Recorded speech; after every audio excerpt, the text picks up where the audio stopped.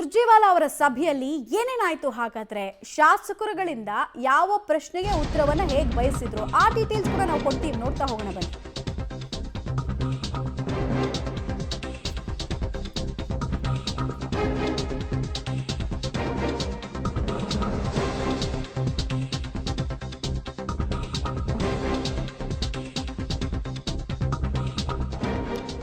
ನಿನ್ನೆ ಸುರ್ಜೇವಾಲಾ ಸಭೆಯಲ್ಲಿ ಏನೇನಾಯ್ತು ಗೊತ್ತಾ? ಸಿಎಂ ಡಿಸಿಎಂ ಆಪ್ತರಿಗೆ ಬಿಸಿ ಮುಟ್ಟಿಸುವ ಸಂದೇಶ ಹೈಕಮಾಂಡ್ ವತಿಯಿಂದ ಹೊರಬಿದ್ದ. ಮೈಸೂರು ವಿಡಿಯೋ ಬಗ್ಗೆ ಬಿಸಿ ಬಿಸಿ ಚರ್ಚೆ. ಮೈಸೂರು ವಿಡಿಯೋ ಅಂದ್ರೆ ಅದೇ ನೆನ್ನೆ ಅವರಿಬ್ರು ಒಗ್ಗಟ್ಟನ್ನು ತೋರಿಸಿದ್ರಲ್ಲ, ಒಗ್ಗಟ್ಟಿನ ಮಂತ್ರವನ್ನ ಜಪಿಸಿದ್ರಲ್ಲ, ಅದ್ರ ಬಗ್ಗೆ ಬಿಸಿ ಬಿಸಿ ಚರ್ಚೆ ಆಗಿದೆ. ಏನ್ ಚರ್ಚೆ ಆಯ್ತು? ಡಿ ಕೆ ಶಿವಕುಮಾರ್ ಅವರು ಬಾಡಿ ಲ್ಯಾಂಗ್ವೇಜ್ ಏನನ್ನು ಹೇಳ್ತಾ ಇತ್ತು, ಸಿಎಂ ಅವರು ಸರ್ಕಾರದ ನಿಲುವುಗಳನ್ನ ಹೇಗೆ ಹೇಳಿದ್ರು, ಎಲ್ಲಾ ವಿಚಾರಗಳು ಹೈಕಮಾಂಡ್ ಸೂಕ್ಷ್ಮವಾಗಿ ಗಮನಿಸಿದೆ.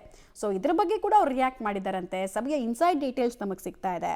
ಸೊ ಸುರ್ಜೇವಾಲಾ ಅವರು ಸಭೆಯಲ್ಲಿ ಈ ವಿಡಿಯೋ ಬಗ್ಗೆ ಪ್ರಸ್ತಾಪ ಮಾಡಿದ್ಯಾಕೆ, ಎಲ್ಲಾ ವಿಚಾರಗಳನ್ನು ನೋಡೋಣ ನಾವು. ನಾನು ವಿಡಿಯೋ ನೋಡಿದೆ, ಒಳ್ಳೆ ಬೆಳವಣಿಗೆ ಅಂತ ಸಿಕ್ಕಾಪಟ್ಟೆ ಖುಷಿಯಾಗಿದೆಯಂತೆ ಹೈಕಮಾಂಡು. ಅಂದರೆ ನೀವಿಬ್ರು ಒಗ್ಗಟ್ಟನ್ನು ಪ್ರದರ್ಶನ ಮಾಡಿದ್ದು ಓಕೆ, ನಮಗೆ ಅದ್ರ ಬಗ್ಗೆ ಖುಷಿ ಇದೆ.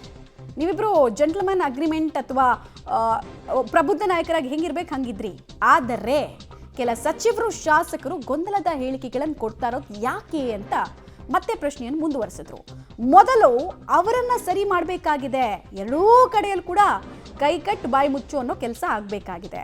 ನೀವು ನಿಮ್ಮ ಆಪ್ತರನ್ನ ಎಂಟರ್ಟೈನ್ ಮಾಡಬೇಡಿ, ಹದ್ಬಸ್ತಲ್ಲಿ ಇಡ್ಬೋದು ನೀವು ಬೇಕಾದ್ರೆ, ಸೂತ್ರ ನಿಮ್ಮ ಹತ್ರನೇ ಇರೋದು ಅನ್ನೋದನ್ನು ಹೇಳಿದ್ದಾರಂತೆ.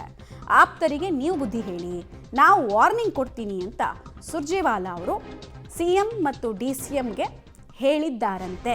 ಆ ಮೂಲಕ ಆಂತರಿಕ ಒಳಜಗಳಕ್ಕೆ ಬ್ರೇಕ್ ಹಾಕೋ ಪ್ರಯತ್ನವನ್ನ ಹೈಕಮಾಂಡ್ ಇವರಿಬ್ಬರ ಸಮ್ಮುಖದಲ್ಲಿ ಮಾಡ್ತು ಅನ್ನೋದು ಗೊತ್ತಾಗ್ತಾ ಇದೆ. ಇದಕ್ಕೆ ಇವರಿಬ್ಬರಿಂದ ಬಂದಂತಹ ರೆಸ್ಪಾನ್ಸ್ ಏನು ಹೇಳಿದ್ರು? ನಾವೇನೋ ಹೇಳ್ಕೊಡ್ತಾ ಇಲ್ಲ, ಆಬ್ವಿಯಸ್ಲಿ ನಾವೇನೋ ಹೇಳ್ಕೊಡ್ತಿಲ್ಲ, ಅವ್ರು ಮಾತಾಡ್ತಿದ್ದಾರೆ ಅನ್ನೋ ಥರದ್ದು ಏನಾದರೂ ಒಂದು ಹೇಳಿರ್ತಾರೆ ತಮ್ಮನ್ನು ತಾವು ಡಿಫೆಂಡ್ ಮಾಡ್ಕೊಳ್ಳೋಕ್ಕೆ. ಬಟ್ ಇವ್ರು ಮನಸ್ಸು ಮಾಡಿದ್ರೆ ಅವರೆಲ್ಲರನ್ನೂ ಸುಮ್ಮನಾಗಿಸೋದಕ್ಕೆ, ತಂಡ ಹೊಡಿಸೋದಕ್ಕೆ ರಾಕೆಟ್ ಸೈನ್ಸ್ ಏನು ಬೇಕಾಗಿಲ್ಲ. ಇದು ಹೈಕಮಾಂಡ್ಗೆ ಚೆನ್ನಾಗಿ ಗೊತ್ತು. ಹೀಗಾಗಿ ಸಿಎಂ ಮತ್ತು ಡಿಸಿಎಂ ಭರವಸೆ ಕೊಟ್ರಂತೆ, ಇಲ್ಲ ನಾವು ಹೇಳ್ತೀವೆಲ್ಲ ಸರಿ ಮಾಡ್ತೀವಿ ಅಂತ. ಡೀಟೇಲ್ಸ್ ಕೊಡ್ತಾರೆ ರವೀಶ್ ನೇರ ಸಂಪರ್ಕದಲ್ಲಿ ಜಾಯ್ನ್ ಆಗ್ತಾ ಇದ್ದಾರೆ. ರವೀಶ್, ಸಿಎಂ ಡಿಸಿಎಂ ಮತ್ತು ಸುರ್ಜೇವಾಲಾ ನಡುವಿನ ಈ ಸಭೆಯ ಔಟ್ಕಮ್ ಏನು ಹಾಗಾದ್ರೆ? ಮಮತಾ, ಪ್ರಮುಖವಾಗಿ ಕಳೆದ 15 ದಿನಗಳಿಂದ ಮತ್ತೆ ಕಾಂಗ್ರೆಸ್ ಒಳಗಡೆ ಶುರುವಾಗಿದೆ ಈ ಒಂದು ರೀತಿಯಲ್ಲಿ ಪವರ್ ಶೇರ್ ವಾರ್.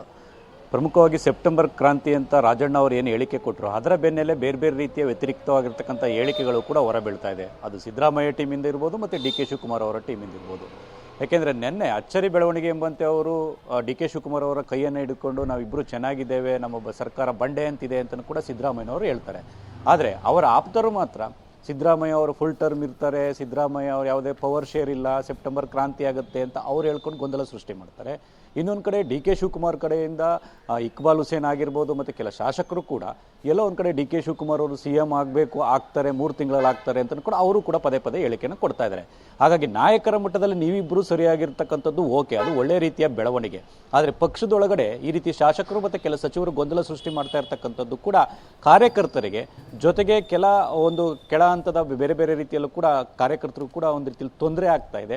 ಸರ್ಕಾರ ಮತ್ತು ಪಕ್ಷದ ಇಮೇಜ್ಗೆ ಧಕ್ಕೆ ಆಗ್ತಾ ಇದೆ ಅಂತ ಕೂಡ ಸುರ್ಜೇವಾಲಾ ಅವರು ಸೂಕ್ಷ್ಮವಾಗಿ ಡಿಸಿಎಂ ಮತ್ತು ಸಿಎಂ ಇಬ್ಬರಿಗೂ ಕೂಡ ಹೇಳಿರ್ತಕ್ಕಂಥದ್ದು.